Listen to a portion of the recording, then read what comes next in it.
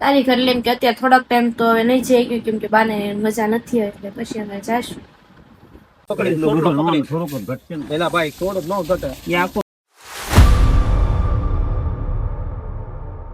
જય માતાજી, જય દ્વારકાધીશ. મિત્રો તો કેમ છો બધા? મજામાં ને? આશા કરું બધા મજામાં થશો અને હું પણ મજામાં જ છું. તો મિત્રો આજ આવી ગયા છીએ વાડીએ, કેમ કે આપણે વાડીએ ઘઉં વાટ્યા હતા. ત્યાં કટર દિવસે સવારમાં આલી ગયું છે અને ઘરે થોડાક મહેમાન ને એવું આવેલા હતા, એટલે હું વાડી આવ્યો હતો નહીં, એટલે એ કાંઈ આપણે વિડીયોમાં લીધું નથી. અને અત્યારે પાછું મશીન આવેલું છે ઘઉં સાફ કરવાનું. ઘઉં જે અમુક બગડેલા હોય કે આમ કહેવાય ને કચરો ને એવું બધું હોય ને, એ અલગ તારવા માટે એનું મશીન જ અલગ આવે. તો એ મશીન આવેલું છે ને, દાદા પહેલાથી જ વાડી આવેલા છે. અને હું ને સંજના આજ બહાર ગામ ગયા હતા, ત્યાંથી આવ્યા, સંજનાને ઘરે મૂકીને અત્યારે હું પાછો વાડી આવી ગયો છું. તો તમને આગળ પ્રોસેસ શું થાય ને બધી પ્રોસેસ તમને દેખાડીશ. તો વિડીયોમાં આગળ કન્ટિન્યુ બન્યા રહેજો. તો જો મિત્રો આપણે વાડીએ આંબા ને એવું બધી ઝીણે એમથી ખાક ને એવું આવી ગયેલું છે. તમારે જોયું તો ભાઈ મિત્રો કોમેન્ટ કરી દેજો. આપણે બરોબર છે, જો કેવી મસ્ત મજાની આવી ગઈ છે. આપણે દેશી કે કેસર નથી, પણ જે ઓલી કે ને કાગડા કેરી કે ને કાગડા કેરી આવેલી છે એવું છે મિત્રો. જો હજી આપણે આ ઘઉં તો બાકી જ છે ને, નીચેના ઘઉં જે હતા ને એને લઈ લીધા છે. તો ચાલો મિત્રો ત્યાં જાઓ અને તમને દેખાડું, એટલે વિડીયોમાં આગળ કન્ટિન્યુ બન્યા રહેજો.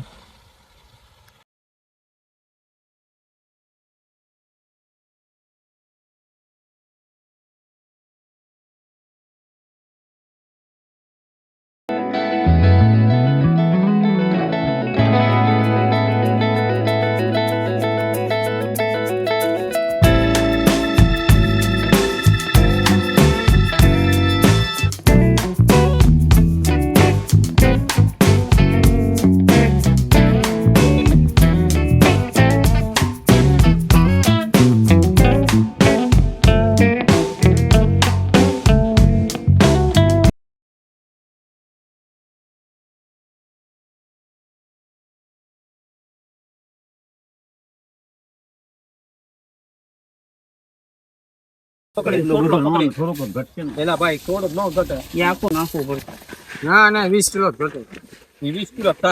મેલ ને માથે હમણાં હું કરી દઉં તને. માથે થેલી મેલ દે, આ થેલી દબાય ઉપર થેલી ચડાય. કેટલું છું?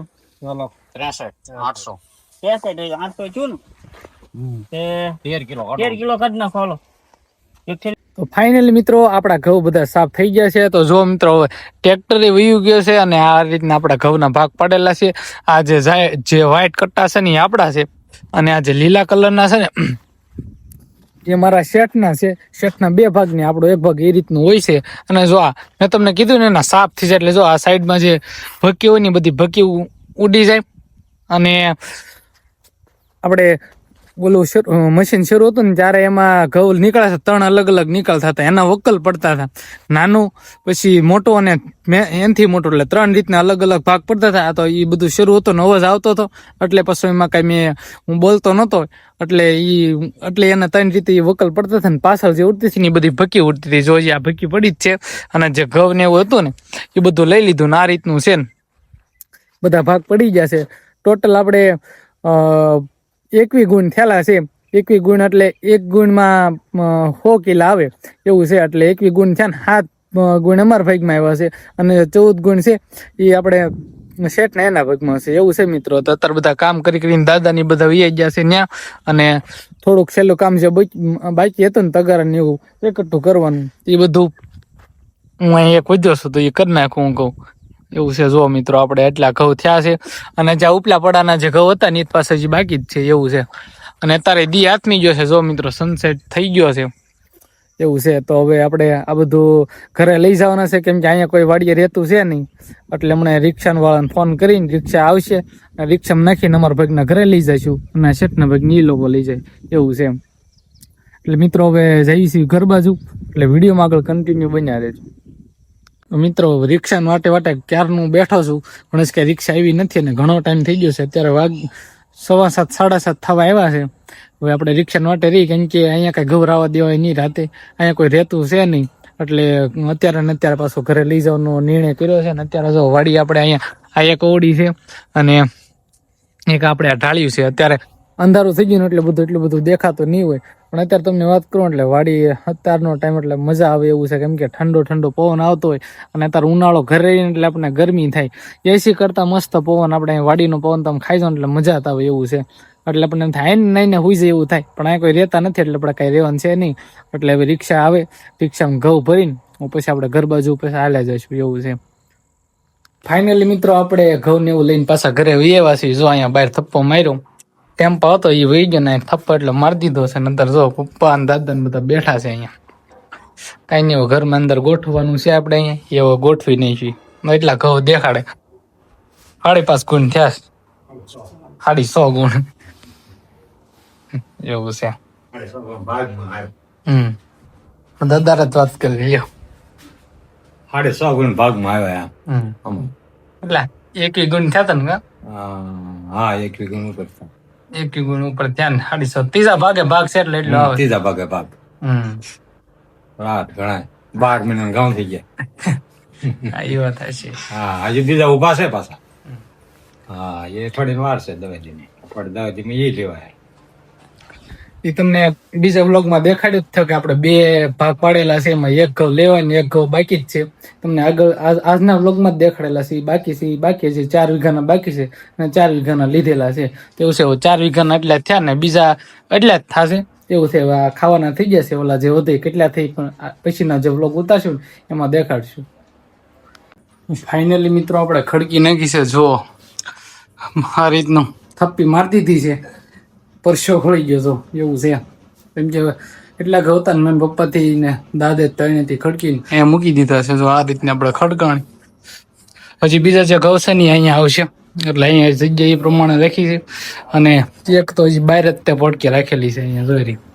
કેમ કે એ પછી ખાવા જોઈએ એટલે એમ રાખીને બાકી બીજી બધા અહીંયા ગોઠવી દીધી. મિત્રો હવે ઘઉં ને એવું બધું ગોઠવી નાખ્યું છે ને હવે બેઠી જાય જમવા. કેમ કે ઘણો ટાઈમ થઈ ગયો, 9:30 થઈ ગયા હતા ને હજુ જમવામાં ભાખરી પછી અત્યારે ભાગ લાવ્યો એ.